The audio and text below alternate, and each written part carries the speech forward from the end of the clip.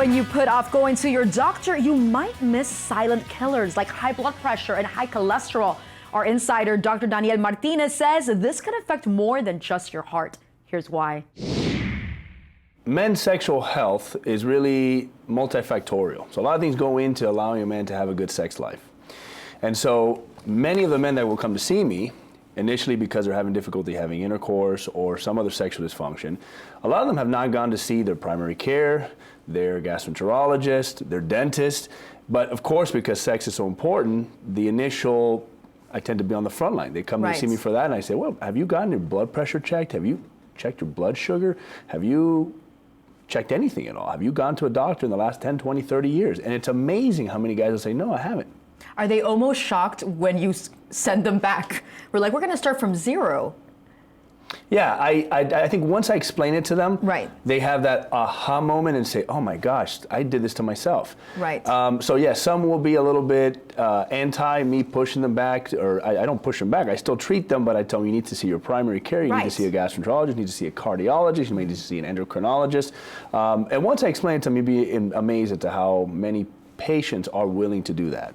Now let's start talking about erectile dysfunction, or ED. So what is the condition and how common is it? So erectile dysfunction is a condition where a man is unable to either maintain or achieve an erection that's rigid and sustainable enough for the entirety of sexual intercourse. This is something that every man at some point in their life will experience in some way, shape, or form. And what is the common cause of this? Again, multifactorial. There really is no single common cause. You can have anything from high blood pressure, diabetes, cardiac disease, atherosclerosis, medication side effects, surgeries, and of course psychogenic, so psychological issues as well. There's a number of reasons why a man could have issues with erections. And that's a long list, Dr. Martinez. Now, can it be reversed? It can be reversed in the sense that you can treat it. Of course, if a man comes in and let's say they're having trouble in the bedroom, and maybe secondary to their high blood pressure, you control the high blood pressure, all of a sudden, yes, they may see an improvement in their erections. Unfortunately, this is the importance of men going out, should be going out there to get checked, getting their physical every year, because sometimes they get to a point where things are irreversible. Now, erectile dysfunction is important to bring up with your doctor because it could reveal other health issues, as Dr. Martinez mentions. We have a video that explains how ED may be a sign of heart disease. Let's take a look. You could call the penis a barometer for a man's health. If barometer pressure goes down, that indicates that storms are coming.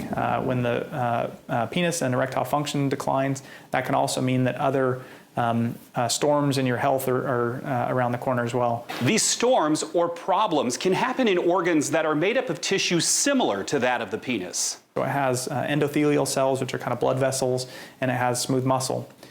These same types of cells are found in other organs in your body, so in your heart, in your brain, in your kidneys. Mayo Clinic urologist Dr. Landon Trost says erectile dysfunction can precede issues like heart disease, stroke, and diabetes. So it does give you an early warning indicator and suggests that in some cases it's worthwhile to seek further evaluation. Although it's the last thing a man might want to discuss, Dr. Trost says ED is one of the first things he should bring up with his doctor. It's very, very common.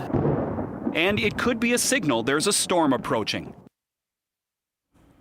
Interestingly enough, you know that, doctor. Yes, I do. You guys went to study together. Okay, I want to go over the causes again of erectile dysfunction because I think it's very important to bring up. And the first one being anxiety and depression. Sure. Anxiety and depression can cause erectile dysfunction. When somebody gets anxious, they produce hormones that will help them survive a stressful situation. These are our fight or flight hormones. Well, these, of course, we're not prepared to have sexual intercourse. Let's say if somebody comes up to you and puts a gun in to your head or tries to rob you. You mean that's not an ideal time? That's right. Well, I guess for some people it may be. They may get a kick out of that. So anxiety and depression, this performance anxiety, of course, is one of the major factors. Diabetes, you're talking about at least 10 years earlier, you're going to be diagnosed with erectile dysfunction, and about 3 to 5 times increased risk of developing erectile dysfunction. Certain medications does not mean that the patient can stop the medications, because usually what you're treating can also cause erectile dysfunction and or worse. But many medications will have that as a side effect.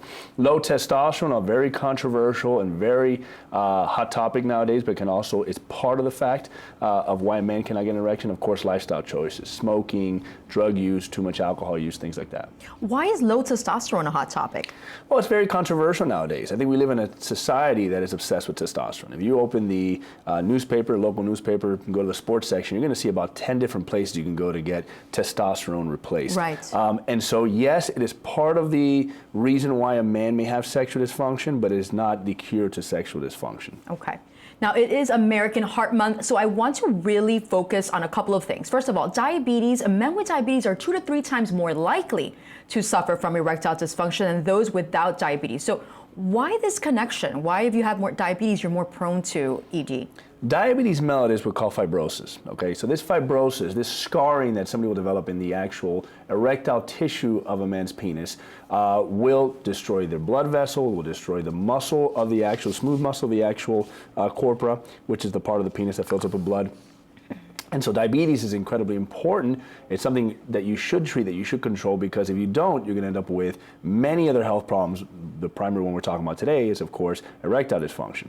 So one of the things you also mentioned at the start of the show was your blood pressure. Your blood pressure numbers can also affect if you have erectile dysfunction or not. How? Absolutely. The exact same concept. So blood pressure, high blood pressure can cause vascular disease. It can cause issues with the arteries and the veins and the smaller arteries, arterioles and venules of your actual penis. And so if you have high blood pressure, that can also damage some of the architecture, infrastructure that somebody has within the penis to be able to give them an erection. Now, medications that are sometimes used to treat high blood pressure are diuretics or beta blockers. So what exactly are these medications and why are they linked to ED? Is this something that's very common and asked by patients? So these medications are commonly used to treat just hypertension or high blood pressure is one of the things they can be used to treat. We know that these medications carry as a side effect erectile dysfunction. It does not mean that the patient should stop it if they're starting to experience erectile dysfunction, because worse than the erectile dysfunction that they're experiencing as a side effect from the medication, if they don't treat it, that high blood pressure can cause heart attack, stroke, and other things, which then of course you cannot have sex with that either. Right. Now, overall, would you say it could indicate that you have heart disease if you have ED? Is that like an indicator? Yes, erectile dysfunction can be used as an indicator for a man should be going to get checked because the arteries within the penis are much smaller in diameter than what they have in the heart. So the same plaque that builds up in the heart, you can have build up in the penis. And so that may be the first signs of, hey, you know what, they may have a cardiac event, they may have an issue, they should go get checked out, because most of them may come to me for the sex issues, but they haven't gone to get checked for anything else. Are they almost shocked when they find out that their ED is linked to some sort of heart condition that they may have? Again, I think with the appropriate counseling, many of them are very open to going to get checked once I explain to them, hey, listen, you may have something worse than just erectile dysfunction here. You need to go get checked because this can ultimately lead to maybe even your death if you're not careful. Wow. And so with good counseling, I think most patients will be willing to go get checked.